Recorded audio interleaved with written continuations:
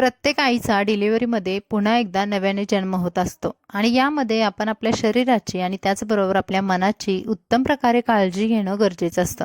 आता मी माझ्या डिलिव्हरीमध्ये स्वतःची कशा प्रकारे काळजी घेते, माझं जे रुटीन आहे ते तुमच्यासोबत आजच्या व्हिडिओमध्ये शेअर करणार आहे. तर हे रुटीन असणार आहे सकाळपासून ते दुपारपर्यंतचं. तर यामध्ये मी काय खाते, कशा प्रकारे काळजी घेते हेच तुमच्यासोबत शेअर होणार आहे. तर पहिला जो आपला व्हिडिओ होता ज्यामध्ये मी माझं फक्त सकाळचं रुटीन दाखवलेलं होतं, तर त्याच्यामध्ये खूप छान प्रकारे मला रिस्पॉन्स भेटलेला आहे. त्या व्हिडिओला खूप छान प्रकारे कमेंट्स केलेल्या आहेत आणि भरपूर प्रकारे लाईक्स वगैरे आलेले आहेत. तर तो व्हिडिओसुद्धा तुम्ही जाऊन चेकआउट करू शकता. तुम्हाला आवडला तर तो व्हिडिओसुद्धा तुम्ही लाईक करू शकता. आता पहिला व्हिडिओचा एंड होता तो इथे होता की जिथे मी जे दूध आहे सकाळचं नाश्त्याचं तर ते घेते. आता आपण तिथून पुढे कंटिन्यू करणार आहोत या व्हिडिओमध्ये. पण त्या अगोदर मी तुम्हाला छोटंसं आमच्या गावाकडचं सकाळचं जे रुटीन आहे ते दाखवते. तर इथे बघा माझं आई वडील आहेत, तर ते सकाळी लवकर उठून अशा प्रकारे जो आमचा गोठा आहे, इकडे शेड पण म्हणतात इथे, तर तिथे साफसफाई करतात. हा आमचा बैल आहे, तर तिथे वडील त्याची स्पेशली या बैलाची काळजी घेतात. आणि इकडचं जो नेचर आहे तर खूप छान हिरवं थंडगार आहे. आता थंडीचे दिवस असल्यामुळे इथे जे शेड आहे आमचं जनावरांचं तर तिथे खूप असं थंडगार वातावरण असतं सकाळचं. इथे शेळ्या आहेत, त्यांचे छोटी पिल्लं आहेत, जनावरं आहेत.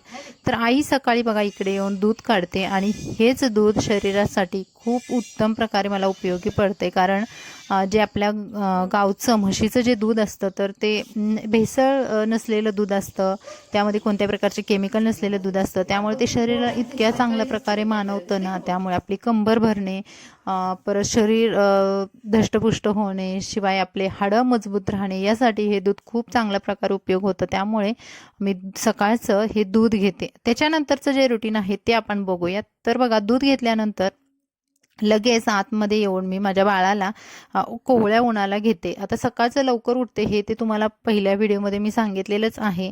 पण यामध्ये बघा आता सकाळी लवकर उठल्यामुळे सगळी कामं आहे ते पटपट होतात. म्हणजे मला दुसरं काय काम नसतं, पण ते बाळाचं करणं किंवा स्वतःच्यासाठी जे टाईम आहे तर तो मला व्यवस्थित देता येतो. तर बाळाला घेते आणि बाहेर येते. तर बाहेर उन्हाला त्याला घेऊन बसल्यामुळे जे लहान मुलांना जी कावीळ वगैरे होतं, व्हिटॅमिन डीची जी कमतरता होते तर ते होत नाही. त्यामुळे पटकन बाळाला घेते आणि कोवळ्या उन्हाला अशा प्रकारे बसते. तर साधारणतः 10 ते 15-20 मिनिट असे बसते.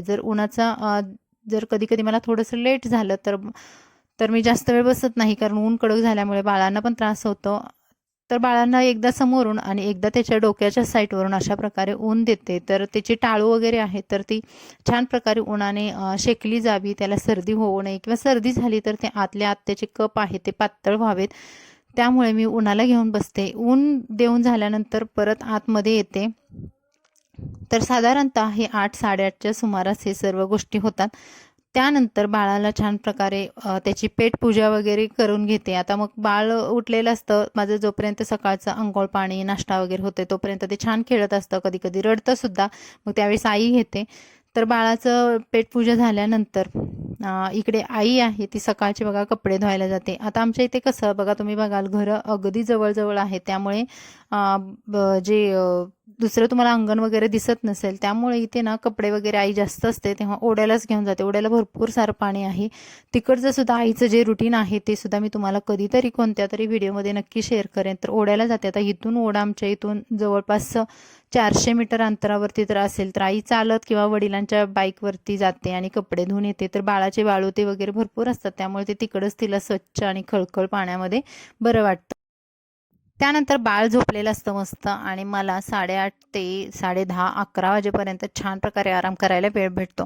आता आपल्या सिझेरियन डिलिव्हरीमध्ये येणारा सर्वात मोठा प्रॉब्लेम म्हणजे कंबरदुखी. आता जर आपण आपल्या या काळामध्ये जर कमरेला आराम दिला नाही तर आपली कंबर खूप प्रमाणात दुखत राहते.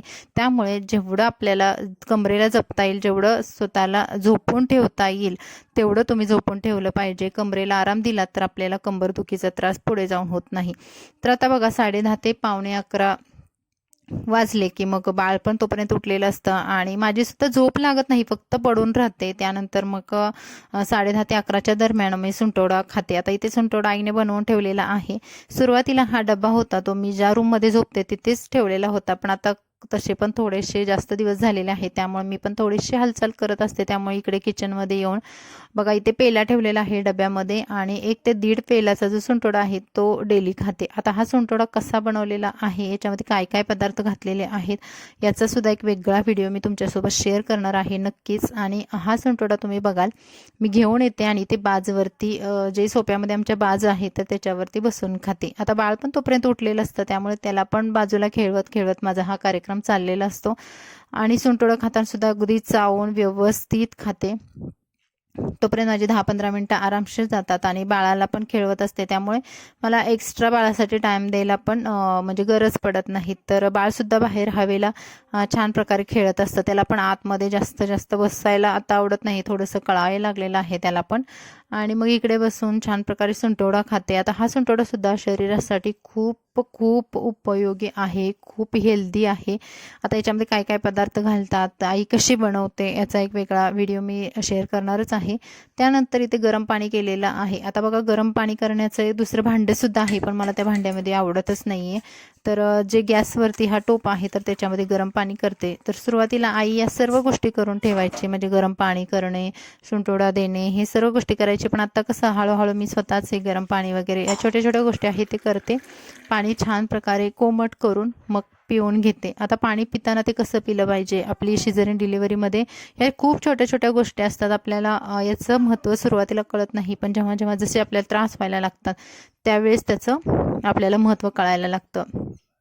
तर डिलिव्हरी बाईचा आहार कसा असावा, तिने कशाप्रकारे खावं, हे सुद्धा आपण बघूयात पुढे.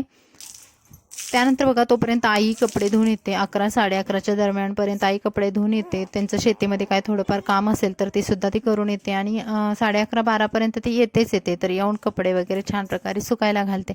तर हा बघा आमचा हा बाबू आहे. तर बाबूच्या ढेकरचा तुम्हाला आवाज पण येईल. तर ढेकर बघा कशा प्रकारे देतोय तो.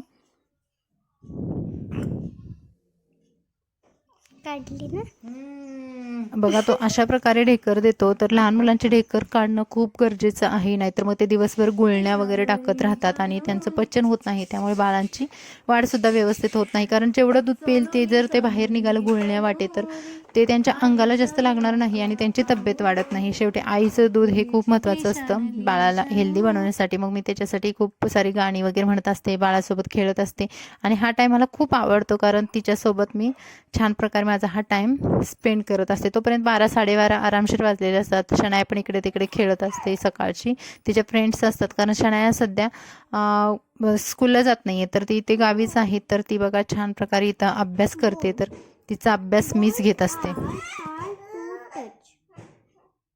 Our bones, our body has 206 bones. Bones given shapes and support to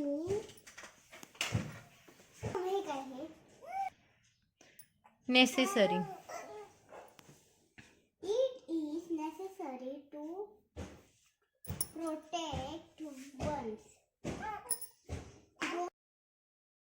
तिचा व्यवस्थित अभ्यास घेणं ही सर्वस्वी माझी सध्या जबाबदारी आहे आणि तिकडे सुद्धा मुंबईला मीच घेत असते तिचा अभ्यास.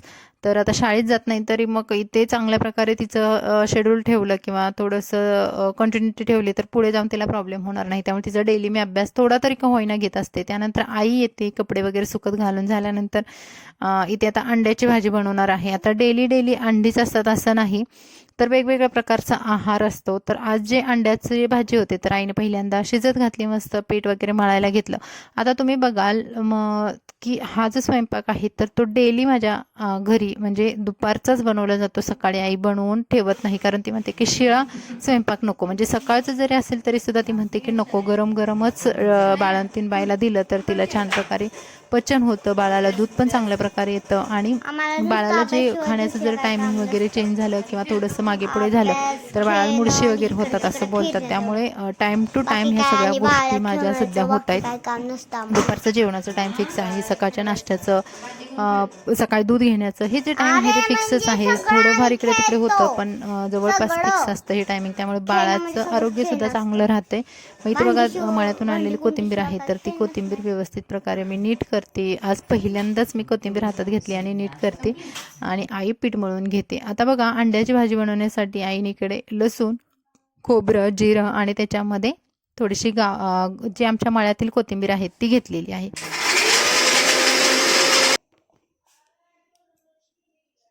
मिक्सरला छान प्रकारे वाटून घेतलं हे वाटण आणि त्यानंतर अंडी शिजवून घेतली होती. तर अंड्याचं टर्फल आहे ते शनायला काढायला दिलेला आहे आणि हा जो मसाला आहे तो तेलामध्ये भाजणार आहे. आता प्रत्येक वेळीचा जो आहार असतो म्हणजे दुपारचं जेवण असतं ते वेगवेगळं असतं. कधी अंडी असते, कधी लसणाची आमटी, कधी डाळीची आमटी किंवा कधी कांद्याची आमटी, कधी मटण, म्हणजे असा जो आहार आहे. कधी रवा असतो आणि भातसुद्धा सुरुवातीला मी खात होते. हा आहार पूर्णतः वेगवेगळा असतो दररोजसाठीचा.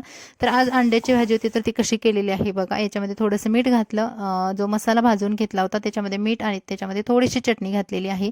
तर हा जो ही जी भाजी आहे ही अगदी म्हणजे जास्त खारट नाही किंवा जास्त तिखटसुद्धा नाही, अगदी मंद भाजी आहे ही आणि खूप छान लागते. त्याच्यामध्ये तोपर्यंत शनायाने अंडी सोलून दिली होती आईला आणि ती अंडी आईनं पुन्हा एकदा धुतली कारण शनाया कशी छोटी आहे. थोडंसं जर अंड्याचं टर्फल राहिलं तर ते घशामध्ये अडकेल म्हणून आईनं धुवून घेतली आणि परत त्याची भाजी बनवली. बघा आता ही भाजी किती छान प्रकारे दिसते ना इथे. तर खूप चांगली लागते ही भाजी, शिवाय हेल्दीसुद्धा आहे. इकडे चपातीसुद्धा गरमागरम भाजून झालेली आहे.